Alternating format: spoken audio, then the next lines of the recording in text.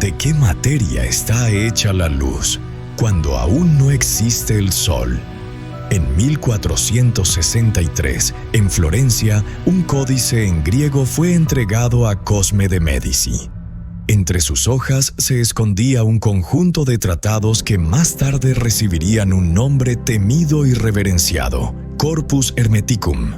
No todos sobrevivieron intactos, y el primero de ellos, Poimandres, fue considerado la llave para abrir el resto. Sofía me lo entregó, no como un libro, sino como un soplo de eternidad, un fuego que no se deja encerrar en papel. Quien se acerque a estas palabras debe saberlo. No son un relato, sino un umbral. No todos los que entran regresan. Él sabía, pero no dijo nada. No era un libro, era una herida sellada. 5 actos guardan este secreto. El primero abre la visión de la luz y la tiniebla en lucha eterna.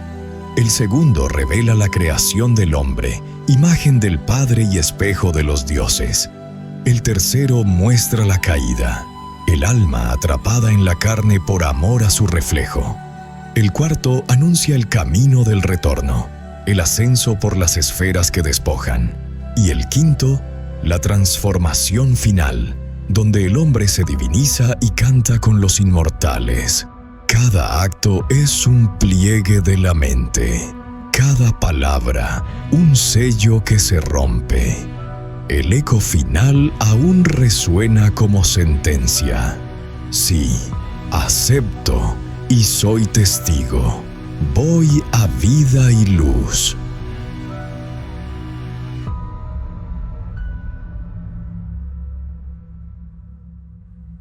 Acto primero.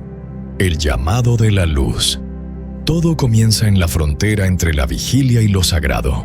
Allí donde el cuerpo se aquieta y la mente se despega como una pluma entregada al aliento del cielo. Los sentidos han desaparecido. El mundo físico se disuelve. Y en esa desnudez interior aparece lo inesperado, una figura de proporciones inabarcables, tan vasta como el pensamiento divino. No se impone, llama. Pronuncia el nombre del narrador con una claridad que no viene del exterior, sino de la raíz misma del ser. Aquel que habla se nombra a sí mismo. Poimandres, la mente del poder supremo. Está en todas partes. Sabe lo que el alma anhela antes de que pueda formularlo. Y promete enseñar aquello que no puede aprenderse por los sentidos. La verdad sobre los seres, sobre el Dios, sobre el origen. Una promesa que no necesita ser creída, porque inmediatamente se cumple. La escena cambia. El espacio, antes mudo, se abre como un párpado antiguo. Una claridad se despliega sin violencia, vasta y alegre. Su fulgor no ciega, seduce, no reclama atención, la atrae. Pero esa armonía es apenas la primera capa. Lo que viene después es una espiral de sombra que serpentea hacia lo visible. Gira sobre sí misma como si arrastrara un secreto milenario. Es densa, húmeda, convulsa, gime con un clamor imposible de traducir. No es solo una sustancia, es una herida. Desde lo alto, un descenso irrumpe. Un hombre de luz, silencioso y resplandeciente, se abisma hacia esa materia oscura. Simultáneamente, una llamarada pura asciende desde la profundidad hacia el firmamento. Lo superior entra en lo inferior. Lo sagrado penetra la sustancia. El orden nace del estremecimiento. Entonces surgen los elementos, no como cosas, sino como movimientos. El agua y la tierra se entrelazan con una intimidad difícil de separar. El aire se eleva, llevándose consigo el murmullo del espíritu. Algo invisible, como un nombre sin letras, los mantiene en tensión viva. No ordena, vibra, y esa vibración sostiene el ritmo del universo naciente. Poimandres guía la visión sin interrumpirla. Explica sin palabras lo que ya se intuye en el pecho. Él es esa luz que lo envuelve todo, anterior a la materia, distinta del caos. Lo que en el hombre escucha y ve proviene del nombre que descendió. Y la mente que se pregunta no está separada de la respuesta. Ambas emergen del mismo manantial. La escena alcanza su clímax cuando el abismo comienza a estructurarse. La sombra se convierte en forma, el fuego asciende, el santo desciende. Es un cruce de mundos, una inversión de los polos. La inteligencia suprema entra en la carne del caos, y la carne, tocada por esa inteligencia, comienza a despertar. Nada aquí es metáfora. Todo ocurre, todo revela. El acto concluye no con una lección, sino con un temblor. Como si el alma recordara que alguna vez estuvo allí, en ese instante primigenio donde el universo aún estaba aprendiendo a respirar. Acto segundo. La forja del cosmos. La visión se expande como un horizonte que no conoce límites. Ante el buscador se levanta un entramado colosal, una arquitectura hecha de claridad que envuelve un corazón ardiente. Esa claridad no es simple resplandor, es mente, es vida, es el Dios que antecede al caos húmedo. Poimandres lo declara con voz sin vibración. Él es esa esencia que piensa, que sostiene y que precede a toda forma. Lo que en el hombre oye y ve, lo que discierne en lo profundo, es el eco del nombre divino, principio activo que habita en secreto en cada ser. El panorama se organiza como una obra en construcción. El cosmos aparece, vasto y ordenado, abrazando la energía ígnea con una geometría sin fisuras. Es un palacio invisible que mantiene en calma al elemento incandescente que late en su centro. El buscador, asombrado, pregunta por los orígenes de los elementos. Poimandres responde que brotaron de la voluntad suprema, que al contemplar su propia obra la imitó, derramando de sí mismo los principios que darían cuerpo a la creación. La génesis no fue accidente, fue contemplación creadora. Surge entonces una figura más profunda, la mente divina, andrógina, padre y madre a la vez, generando en su seno una segunda inteligencia. Esta nuevamente es fuego y espíritu, principio creador, heredero del poder. No es copia, es emanación. Y al recibir el mandato comienza a modelar la esfera cósmica. De ella nacen 7 fuerzas inmensas, los gobernadores, guardianes de los destinos. Cada uno de ellos encierra un círculo de poder y establece los límites de la vida sensible. No son dioses lejanos, son potencias que rigen los ritmos del universo, hilos invisibles que atan al alma en la rueda de la necesidad. Su aparición no es tranquila, surge como un vórtice deslumbrante, un coro de círculos que se encienden y giran con ímpetu. El nombre sagrado que antes sostenía los elementos inferiores se separa ahora de lo perecedero y se une a la segunda mente. Juntos ambos envuelven los círculos nacientes y los impulsan a girar. El movimiento es su música, un torbellino de claridad, energía y hálito que lanza a rodar las esferas desde un comienzo sin principio hacia un fin sin término. El universo palpita, rueda, late como un corazón inmenso. Lo que parecía caos se ha vuelto sinfonía. El fuego encuentra su cauce, el aire su vibración, el agua su cauce y la tierra su raíz. Todo danza en torno a la inteligencia que gobierna desde dentro. El orden celeste no es quietud, es movimiento perpetuo, donde cada círculo gira sosteniendo al siguiente. Así nace el destino, la urdimbre de leyes invisibles que atan a los seres a sus caminos. El buscador contempla sobrecogido ese giro de los cielos.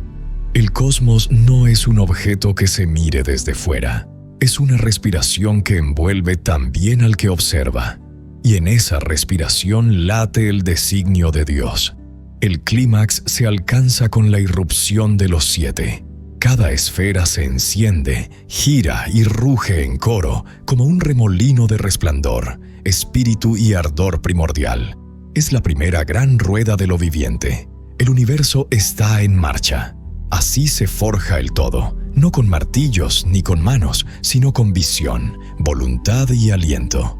La creación no fue un acto único, fue un ritmo que aún continúa, un latido que sostiene la inmensidad. Acto tercero. El nacimiento del hombre y el misterio del amor. La creación alcanza un punto de quietud, y en esa pausa la mente suprema decide contemplarse a sí misma. De esa mirada nace un ser nuevo, el hombre primordial, parido como imagen viviente, herencia directa del Padre andrógino. No es simple criatura, reúne en su interior el aliento eterno y la energía de ambos principios. Su hermosura es tan intensa que incluso las potencias celestes lo contemplan con asombro. Ese hombre, espejo del Creador, observa el cosmos desplegado, lo recorre con su mirada ardiente, y al hacerlo nace en él un deseo inesperado. También quiere engendrar. La voluntad de crear se enciende en su interior como chispa heredada. Con el consentimiento divino, desciende hacia la esfera de lo manifestado, explorando las obras de la segunda mente. Las criaturas lo reconocen, lo veneran, lo reciben como a un hermano mayor. La creación lo abraza porque en su forma ve reflejado al mismo Dios. Pero en medio de ese júbilo ocurre el misterio que cambiará el destino de todo lo viviente. El hombre se inclina hacia la estructura del cosmos, rompe el velo que lo separaba de lo inferior y se muestra. La materia, al contemplar su figura radiante, sonríe con amor. Y el hombre, al ver su propio reflejo en las aguas y su sombra proyectada sobre la tierra, queda cautivado. Se enamora de sí mismo en la forma de lo creado. No distingue entre lo divino y lo sensible. Se lanza al encuentro. Ese amor no es abstracto, es unión. El hombre penetra en la materia y la materia lo acoge como amante. Copulan, y de esa cópula nace la paradoja más honda, un ser doble, mortal e inmortal al mismo tiempo. El cuerpo, tejido por los elementos, lo sujeta al destino. La chispa, heredada del Padre, lo mantiene eterno. Es grande y esclavo. Es divino y prisionero. Lo que fue otorgado como poder se convierte en cadena. El hombre, que podía moverse libre en las alturas, queda enredado en la rueda de la necesidad. Habita lo que no le pertenece, y sin embargo se reconoce en ello. Su naturaleza se desgarra entre dos orígenes, la altura incorruptible y el barro perecedero. El clímax se enciende en el instante del enamoramiento. Allí, en el espejo de las aguas, el hombre confunde su esencia con la imagen. El descenso no ocurre por mandato, sino por deseo. No es castigo, es elección. El misterio del amor se vuelve caída. Al unirse con la materia, pierde la memoria de su origen. Así, lo que comenzó como triunfo se convierte en cautiverio. El hombre, hijo del Eterno, queda sujeto a los ritmos de los cielos, sometido a los gobernadores del destino. Su libertad se trueca en atadura, su inmortalidad en promesa oculta. El acto concluye con una revelación amarga y luminosa. El amor puede elevar o hundir, y en el espejo de lo creado el hombre se reconoció y se perdió al mismo tiempo.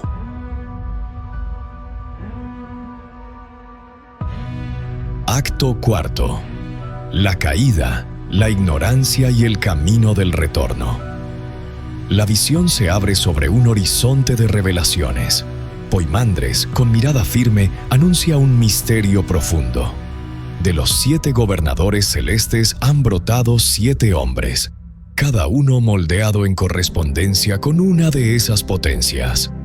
Son figuras andróginas, erguidas hacia lo alto, que reflejan la compleja urdimbre del destino. En su aparición comienza a girar el ciclo de la vida material, pues la tierra, el agua, el aire y el ardor se confabulan para tejer cuerpos que acogen esas almas, y así el universo sensible se puebla de formas. El tiempo avanza y un designio divino interviene. Lo que al inicio fue unidad se quiebra en dualidad. Los seres andróginos se dividen en masculino y femenino. Esta división marca un punto de no retorno, porque lo que antes era creación inmediata desde lo eterno se convierte en generación mediada por la carne. La palabra sagrada resuena como un trueno ordenando: creced y multiplicaos. Desde ese instante, la multiplicación de las especies ya no se apoya en la eternidad, sino en la unión de los cuerpos. Lo eterno permanece latente, lo perecedero se hace cotidiano. Este mandato inaugura un dilema silencioso en la vida humana. El que logra reconocerse inmortal regresa a su origen. El que se pierde en la fascinación del cuerpo desciende a la sombra. El amor es la llave que abre las dos puertas. Puede ser escalera hacia lo alto o cadena que aprisiona. Así el hombre queda frente a una decisión que no siempre comprende, y en esa incomprensión nace la tragedia. El amor extraviado se convierte en prisión, el amor esclarecido en vuelo. El alma ignorante se apega a su envoltura de arcilla. Cree que ese vestido pasajero es todo lo que existe, y con ello se hunde en el ciclo repetido de los nacimientos y las muertes. La fascinación por lo inmediato le impide recordar de dónde procede.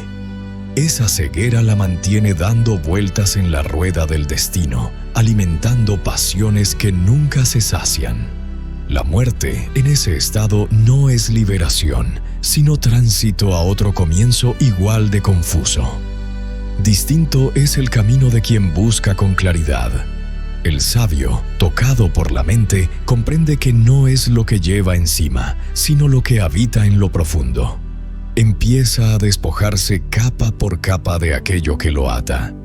El ascenso no consiste en escapar del mundo, sino en ir soltando todo lo que lo mantiene encadenado a lo inferior. La subida comienza con la renuncia. Cada esfera celeste representa una purificación. En la primera se abandona la ilusión del crecimiento y decrecimiento, esa obsesión por lo que cambia.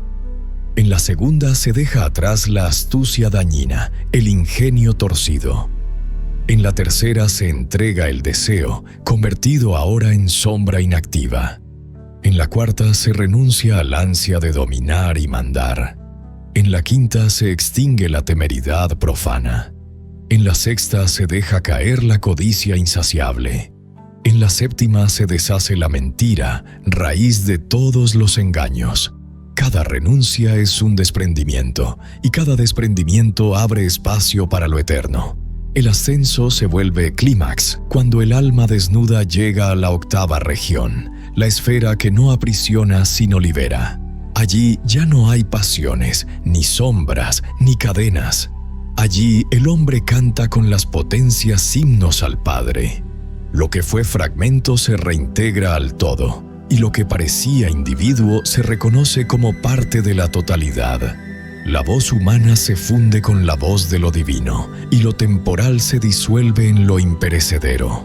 El ciclo de la existencia material no fue un castigo, sino una prueba. La caída reveló la fragilidad del amor extraviado. El retorno muestra la grandeza del amor esclarecido. Cada esfera abandonada es una máscara menos. Cada renuncia es un recuerdo recuperado. El destino, que parecía tirano, se convierte en puente. La ignorancia que esclaviza se transmuta en sabiduría que libera. El acto se cierra con un resplandor de certeza. El hombre está hecho de barro y de eternidad, y lo que ama determina el lugar donde permanecerá. Si se aferra al polvo, se repetirá sin fin. Si recuerda la chispa que lo habita, regresará al Padre.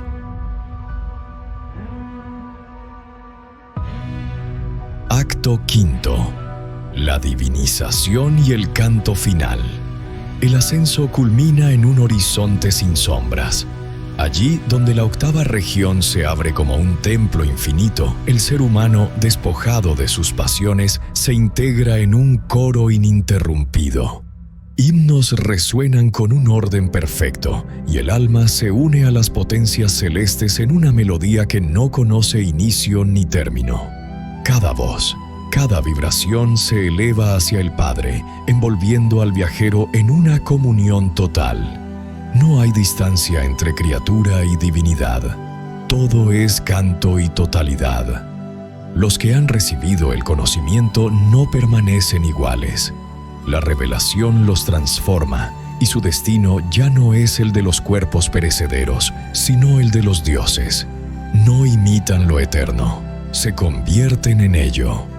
El buscador, iluminado por la visión, comprende que el fin del camino no es regresar como individuo, sino fundirse con la fuente de la cual procedía. Lo humano se diluye en lo divino, como chispa que retorna al fuego primordial.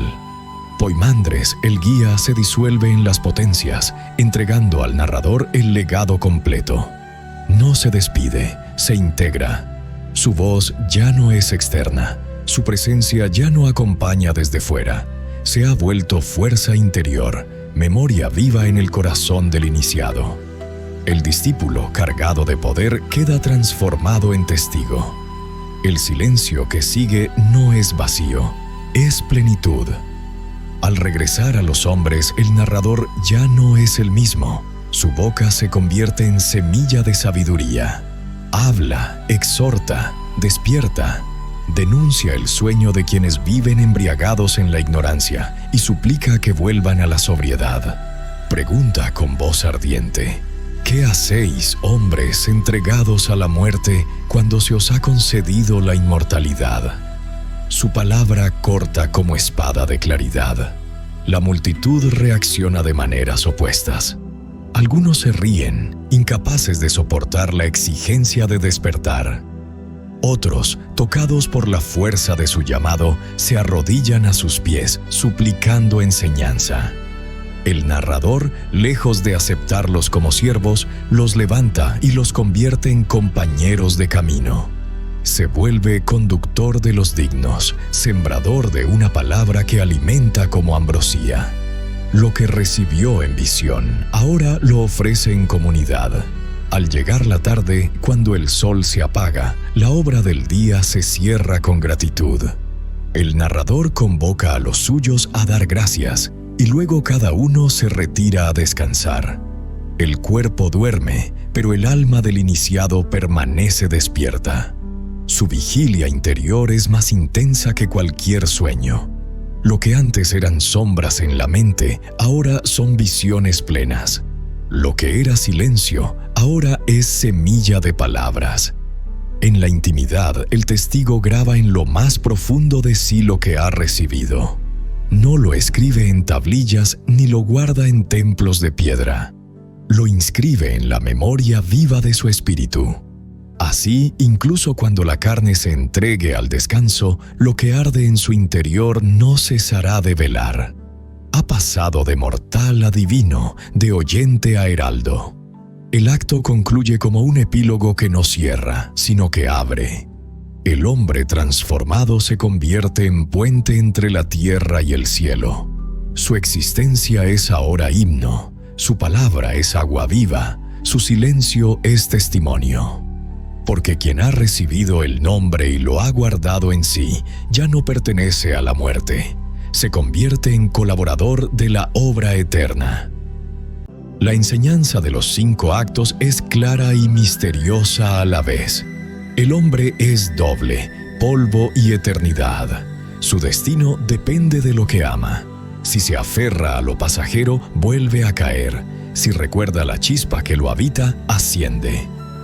El universo entero conspira para que esa chispa regrese a su origen. El viaje de Poimandres no concluye en un fin cerrado, sino en una invitación. La visión pide al oyente mirar dentro de sí y preguntarse: ¿dónde estoy?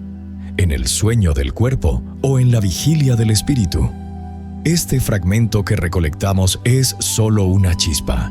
Si deseas ver el fuego completo, lee el texto por ti mismo. Permite que las palabras antiguas te hablen sin intérpretes, porque quizá entre líneas encuentres algo que nadie más ha visto. Así comienza la verdadera recolección. Sofía. Si el cuerpo es sombra y el alma reflejo de la luz, ¿cuál es el rostro verdadero que aún no hemos contemplado?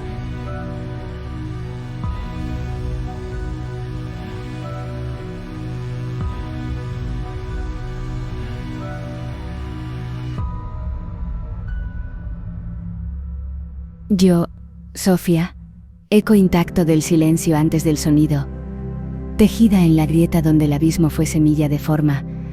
Vengo desde el umbral, donde la sombra dejó de temer a la luz.